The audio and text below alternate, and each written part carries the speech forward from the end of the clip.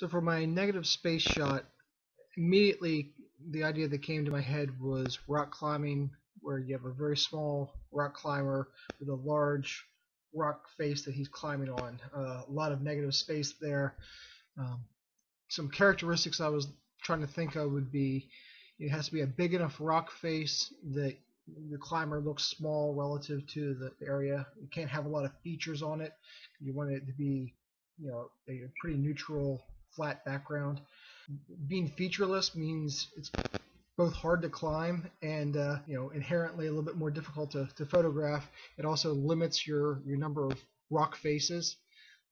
There's one local crag that I climb at Carter Rock, Maryland, has about 3 of these faces. The one downside to Carter Rock is the biggest walls are only about 45 feet high. So if I'm 6 feet tall, I'm like 15-20% of the height of the wall.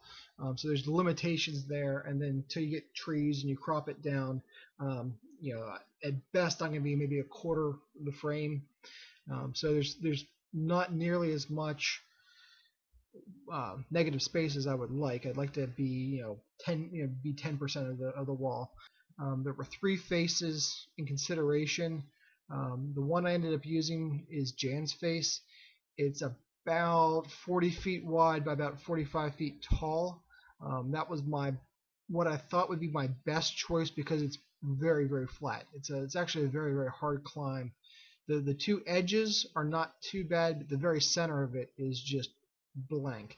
My concern was I didn't know if I'd actually be able to get enough good holds low on the wall where I could take a picture and actually pose.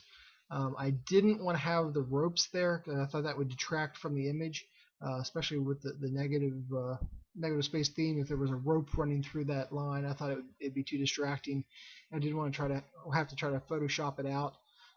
So I wanted a blank enough face that it would look like it wouldn't be any distractions, but I wanted enough room there that I'd actually have something to stand on and pose on without being too crazy difficult. Because if I'm falling off the wall, it's not a very fun photo shoot. So I basically set up the camera.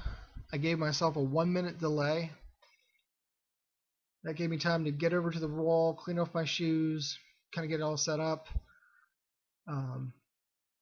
Where I'm starting out on this video, my feet were actually covered up by the rocks in front, so I actually had to get up a little bit higher, a little higher than I wanted to be. Not clipped in, but I had to get up high enough where both I would have a good foothold, which is what I'm standing on right now, and then I'd have some good hands, and I could I'd be secure enough to really kind of focus on the posing. I didn't want to be in this really stretched out position where the photograph was going to look bad. I wanted to be comfortable enough that I was able to make it look harder than maybe it actually was. So the camera would beep when it autofocused, and then that would let me know that it was time to turn and pose.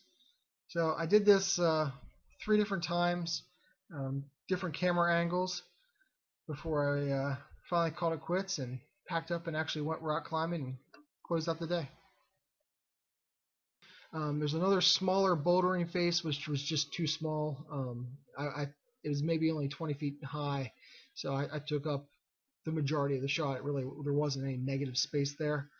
And then the ideal location would have been what they call the nubble face, which is it's a much easier climb. There's a lot of small nubs that you can hold on to and put your feet on, but they're not necessarily obvious, so they wouldn't have made a distraction from a photographic standpoint.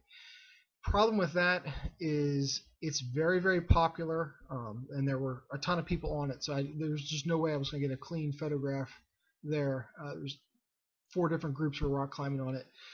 It's about 45-50 feet high and probably at least that wide, if not a little bit wider.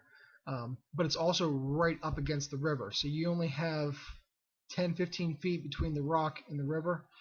So I had a fisheye, but I wasn't liking the results I was getting off of it.